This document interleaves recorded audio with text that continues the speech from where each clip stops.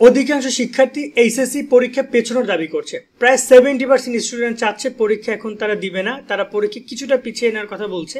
এক্ষেত্রে কেন পিছানোর কথা বলছে তার দুইটা কারণ, এক হচ্ছে আন্দোলন, এক হচ্ছে করোনা। শিক্ষা মন্ত্রণালয় কি বলছে, শিক্ষা মন্ত্রণালয় কি করবে, আমরা এই ভিডিওতে এই বিষয়গুলো নিয়ে আলোচনা করব। মানে বলতে পারো যে আমরা একটা তোমাদের কিছু কিছু ইনফরমেশন দিব আন্দোলন এবং হচ্ছে পরীক্ষা পেছানো নিয়ে।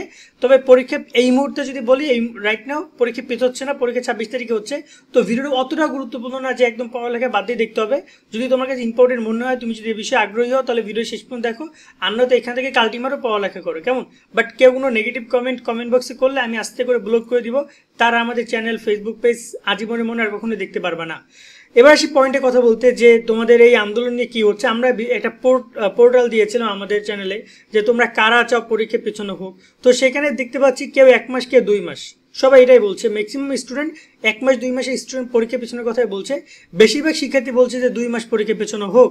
তবে এখন পর্যন্ত শিক্ষা মন্ত্রণালয় থেকে আবার পরীক্ষা 26 তারিখে হোক, এটাও কিন্তু কম চায় না। প্রায় 30% স্টুডেন্ট চায় পরীক্ষা তোমার হচ্ছে 26 তারিখে হোক। এখন কথা হচ্ছে যে এই যে পরীক্ষাটা পেছানোর জন্য শিক্ষার্থীরা আন্দোলন করছে, দেখো এখানে আন্দোলনে আসলে খুব বেশি ইফেক্ট পড়ছে না। আন্দোলন শিক্ষার্থীরা প্রথম দিকে 2-3 জন শুরু করলো, পরবর্তীতে বড় একটা কমিউনিটি তৈরি হয়েছে। তার অন্যতম একটাই কারণ হচ্ছে যে শিক্ষার্থীদের দাবিগুলো যৌক্তিক না, করোনা যৌক্তিকতার কারণে, স্বাস্থ্য ঝুঁকির কারণে শিক্ষার্থীরা পরীক্ষা পেছানোর কথা বলছে। হ্যাঁ, অবশ্যই করোনার সামনে ভবিষ্যতে যে বিষয়টা আসছে সেটা অত্যন্ত ঝুঁকিপূর্ণ এবং বলা যায় যে একটা অনিশ্চয়তা জীবন আসতে পারে। করোনা যে কোনো সময় মোড় ঘুরিয়ে দিতে পারে, এটা একটা ন্যাচারাল ব্যাপার। এবং আমাদের দেশ থেকে যে শুরু করবে বিষয়টা এমন না, বাইরের বিভিন্ন দেশে টুকটাক করোনা এফেক্টেড হচ্ছে, আমাদের দেশেও হচ্ছে। বাট এটা যদি বেড়ে যায়, বাইরের দেশগুলোতে বেড়ে যায়, আমাদের দেশেও বাড়বে, এটা কিন্তু নর্মাল ব্যাপার।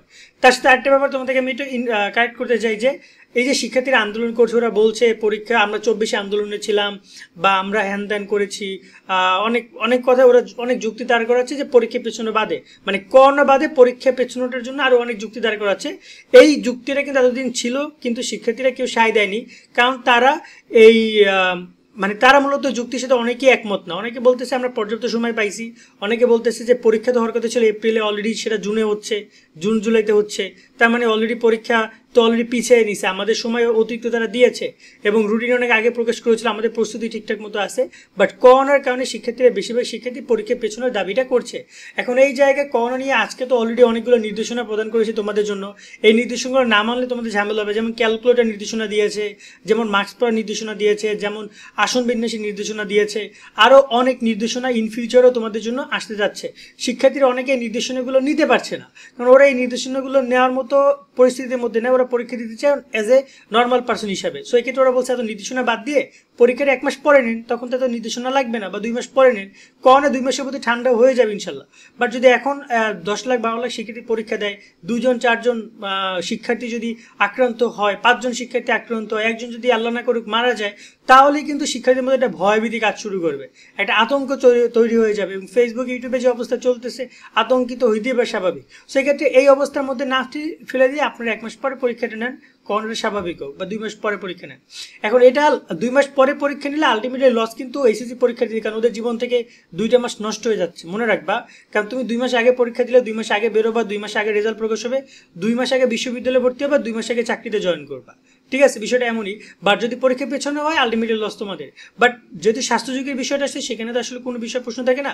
এখন এই জায়গায় 70% স্টুডেন্ট চায় পরীক্ষা পেছনে হোক, সেক্ষেত্রে শিক্ষা মন্ত্রণালয় কি করবে? শিক্ষা মন্ত্রণালয় রাইট নাও তাদের যে স্টেটমেন্ট সেটা হচ্ছে সিম্পল, যে আমরা পরীক্ষা আয়োজন করছি 26 তারিখে, তোমরা পোলাপান পরীক্ষা দিতে আসো, মাস্ক পরে যাবা, হ্যান্ড স্যানিটাইজ করতে হবে, এছাড়া আরও অনেক নিয়মকানুন আমরা দিয়েছি, সেগুলো মেনটেন করে চলতে হবে। যদি করোনার পরিস্থিতি খারাপ হয় তখন আমরা চিন্তা করবো, বাট রাইট নাও যে পরিবেশ আছে, তাদের পরীক্ষা স্থগিত করার কোনো পরিকল্পনা তাদের নাই।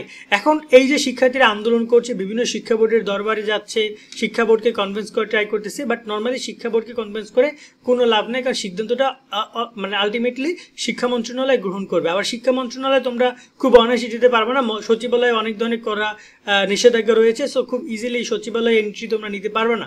এবার আসি, করোনা যদি বৃদ্ধি পায় তাহলে শিক্ষা মন্ত্রণালয় কি করবে? এক্ষেত্রে পরীক্ষা পিছনেও হইতে পারে, আবার 50 নম্বর পরীক্ষাও নিতে পারে, আবার গ্রুপ সাবজেক্টে পরীক্ষা নিতে পারে, আবার দেখা যায় যে বিকল্প কোনো উপায়ও কিন্তু তারা পরিকল্পনা করে রেখেছে। এটা খোদ শিক্ষা মন্ত্রণালয় বোর্ডের চেয়ারম্যানরাও জানিয়েছেন যে আমরা বিকল্প পরিকল্পনা করে রেখেছি। এখন এটা দেখা যাক তারা বিকল্প পরিকল্পনা বলতে কি পরিকল্পনাটা করেছে এবং কীভাবে কি তারা আয়োজন করবে সব কিছু।